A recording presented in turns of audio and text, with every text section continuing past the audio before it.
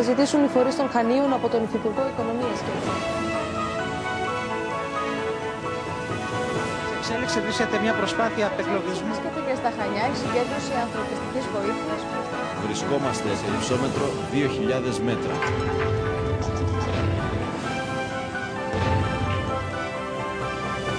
Δηλώνουν έτοιμοι για δυναμικές κινητοποιήσεις. Η σύσκεψη επισημάνθηκε κυρίως σε ενδεχόμενο. Το γιον δεν έχει σταματήσει να πέφτει στο σημείο. Να έχετε πάντα μια έγκαιρη και έγκυρη ενημέρωση. Συμβούλους της πλειοψηφίας, όποιος τελικά αναδειχθεί χαμένος. Κυρίες και κύριοι, χαίρετε. Σκοπροί άμενοι σαρώνουν τα πελάτες στο κριτικό πέλαγο. Στο τελικό στάδιο λοιπόν της προετοιμασίας για τον ντέρμπι με τον Παναθηναϊκό. Για την Κρήτη προβλέπονται δημόσιες με σποραδικές βροχές.